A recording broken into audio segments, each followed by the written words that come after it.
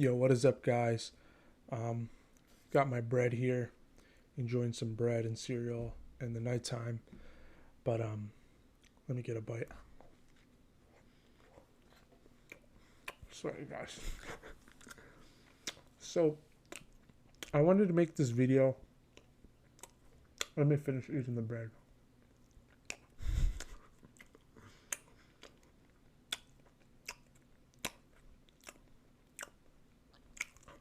I should stop eating bread. Yeah, let's get right into the video. So Khamzat Chimaev was supposed to be fighting Nate Diaz, but that totally changed. If you guys didn't hear the news, um, Chimaev will now be fighting Kevin Holland instead of Nate Diaz. So there's going to be a bit of a change as far as that's concerned. Um, I have a lot of things to say about that. So I think there's a lot of factors at play for why this even happened, why the whole card change, and now Li Jingyang is fighting Daniel Rodriguez, and Nate Diaz is fighting Tony Ferguson, and Khamzat fighting Kevin Holland. So from what I've heard, Khamzat Chimaev said that he got a call from the doctors at like 4 p.m. or 4 a.m. And after that call, he was essentially told that he couldn't cut weight furthermore, that he wasn't able to cut weight at 4 a.m. at night, is what I heard from Khamzat Chimaev in the interviews. And Dana describes it as Khamzat Chimaev wasn't fit to, be able to cut the weight at that point in time. They said he was cramping and whatnot, and the doctors deemed it not fit for him to continue cutting weight. And this is what I've heard from Khamzat Chimaev and Dana White himself, who I'd say are the most valid, reputable sources of where I've heard the information from. And as a result of this, I do think that was an issue and I don't know why they stopped Khamzat from cutting weight, but we're gonna get into that actually, why they stopped Khamzat from cutting weight. I personally think that they did this because they didn't want Nate Diaz to out of his contract. They didn't want him out of his contract after this fight, because after this fight, I do believe Khamzat would have beat Nate very easily. I feel like Khamzat would have demolished Nate. Of course, there's always a what if factor, which we all know, but realistically, Khamzat Chimaev was going to beat Nate Diaz that fight, and we've seen it in the interviews with Nate Diaz. He's been quoted saying that he didn't even want this fight, and that he's not even preparing. I gave up preparing. So, and he's like, whatever, beat me. So, and he didn't want this fight. He never wanted this Chimaev fight. It was just something handed to him. And if he were to even lose that fight, it would have still, gave him more credit. And I do really think that fight should have happened, Khamzat versus Nate. I do think that fight should have been the fight for Khamzat.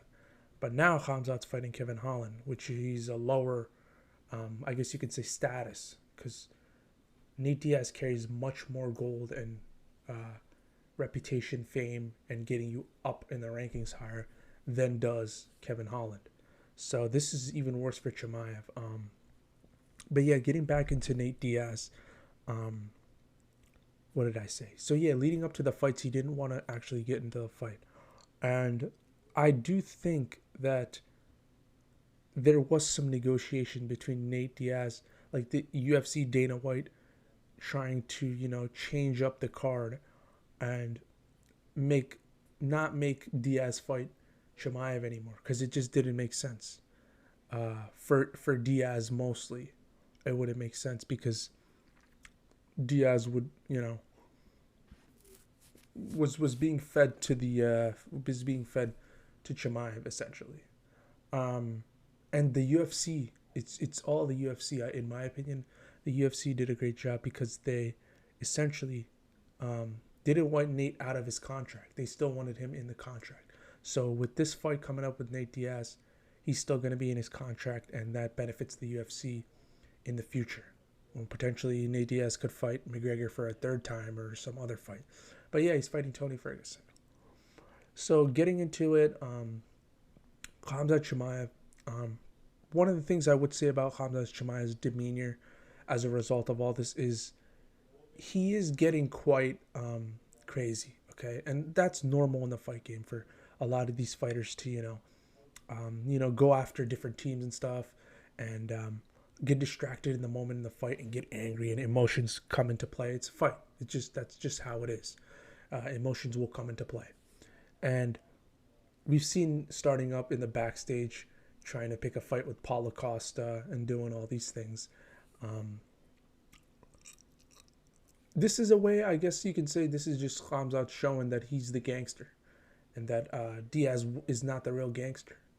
I don't think Chimaev should be doing these antics. I think it's a smart play by Chimaev because it's essentially, making him relentless, being able to fight anybody and giving him that image of a gangster, like, which at the end of the day, it isn't a good thing for him to do.